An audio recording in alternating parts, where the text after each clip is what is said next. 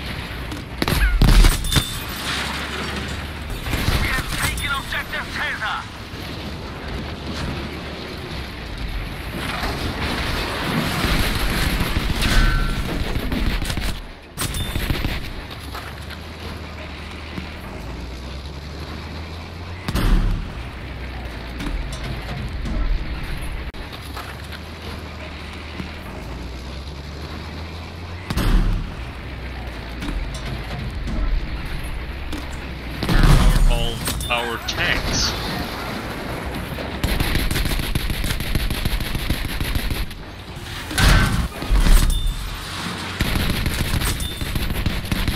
Jesus Christ, Max.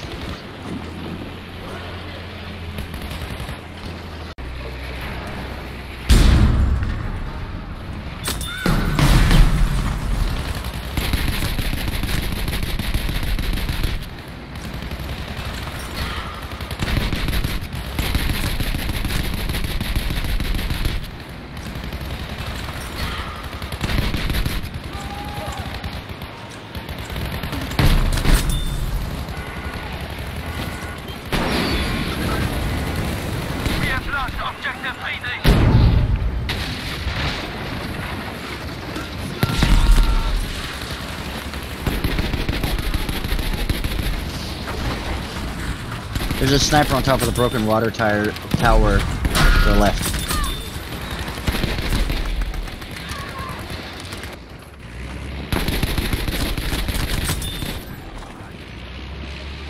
We now have control of objective Anton.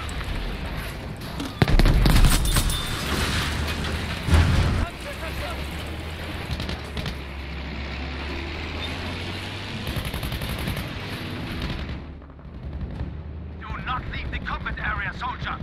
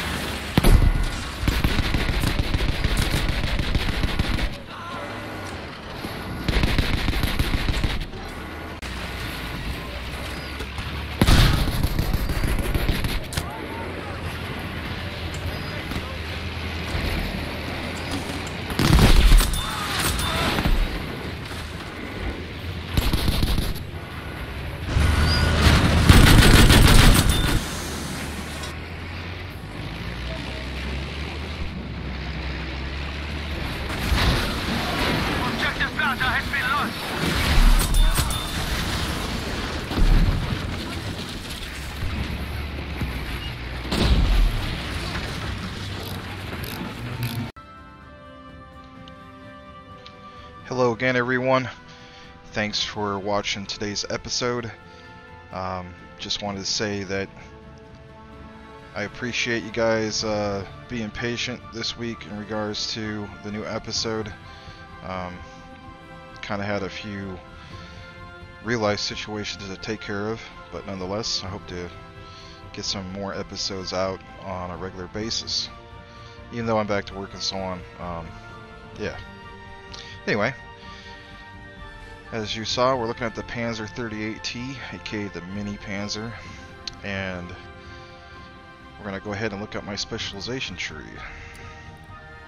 Alright, now this is the side I decided to go with, and the reason for that is because I wanted to make this particular tank a anti-infantry tank destroyer, if you will. This shouldn't be your primary tank.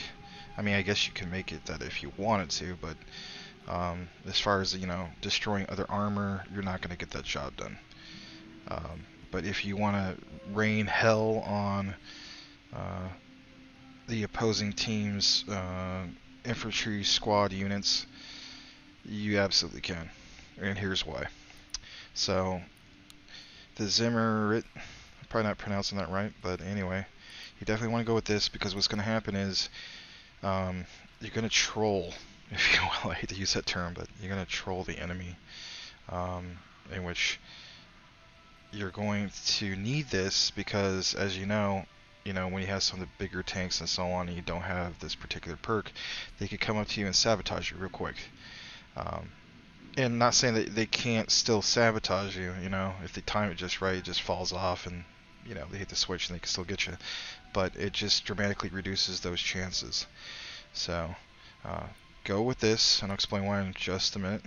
And then, I decided to go with this because you kind of have to if you go with this side, obviously the flare launcher. But, you know, it's pretty cool because, I mean, it gives you a radius of where the infantry is at. Before you can later on pair it with the last one, and again we'll get to that in a second. And this, even though it's forced on you because you're going to the far left, it's still what you want to use. So, you know, the rate of fire is really great for when infantry is really close to you and so on. But anyway, this is what I want to mainly show you. This is the main reason why you want to have this particular tank as an anti-infantry, anti-personnel tank destroyer, if you will. This right here, like it says, triggers anti-personnel mine launchers mounted on the vehicle chassis. So they disperse in all directions. You know, front, back, side to side. Like I said, all directions. So I think it's about 5. I could be wrong on that, but I'm pretty sure it is. You know, it shows 3 right here. When you watch the clips, it may be 4 or 5, but I'm thinking it's like that number, basically. And it's great because what happens is you can bait some of these guys, especially if they're new players. I mean, you know, more the experienced ones, they might kind of follow or might be able to see what you're trying to do. But you know, you go up into an area, you just act like, oh yeah, I'm taking the flag, no big deal. I'm just gonna sit here and now I'm gonna cap it. But you're listening for footsteps, and you're listening to make sure that, you know, you hear more than one guy, for instance. And when they get close, you know they're gonna want to put, you know, TNT, right, to blow you up. That's what, you know, the assault class should be doing. And it's just something about hitting number 5, you know, if you use the keyboard, and those disperse, and then you just rack up the kills like some of the clips I showed.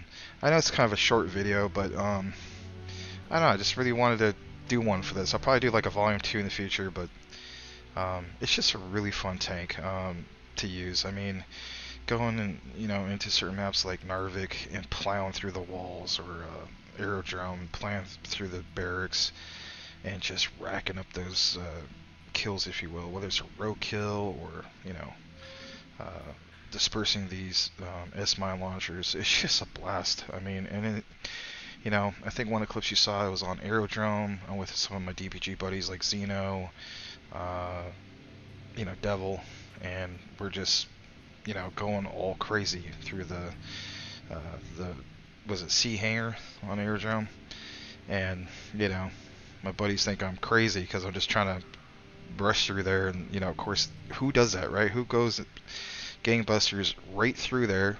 It's a good way to get killed, but guess what? It's also a good way to rack up a lot of kills. So I know that my clips don't exactly show like the long duration of how many kills I get, but you know, there's been times I get like I don't know, about 40 kills with this thing. I just didn't have long enough to record. I just wanted, I don't know if you see my clips, I try to specialize in the multi-kills, I guess you could say, and just getting right to the point, right to the action. So, if you want to do that, I highly recommend this. This other stuff, it's just, to me, it's just not worth it, because you're going to be such a, I don't know, an easy target, easy tank to take out with one shot. You want to go with this on the far left. You just want to go with it all the way, and hopefully, you know, you can have you know, your buddies with you on the squad, and you know, have that one friend that wants to do engineer class and fix you up if you need it, if you guys survive that long. But yeah, have fun with it.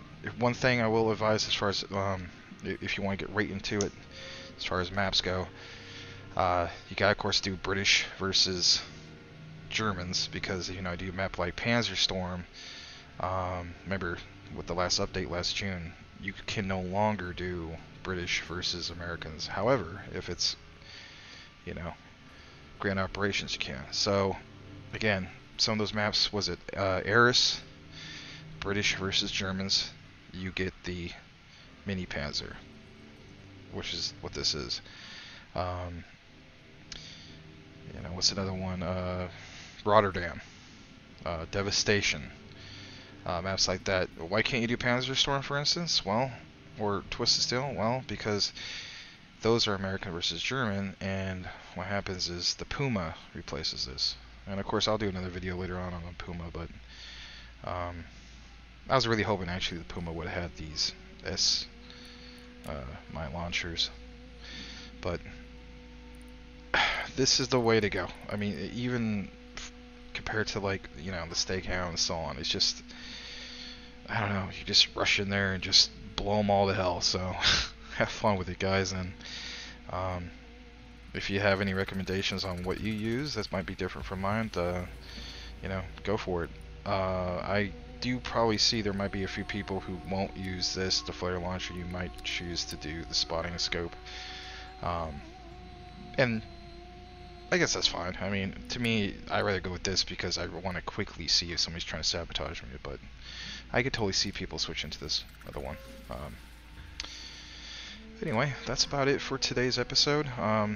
Like I said, I'll try to get some more, you know, on a regular basis and get back into the rhythm of things, but I just really wanted to do a video on this mini Panzer. So, hope you liked the video, and we'll see you on the next one. Thanks again, guys.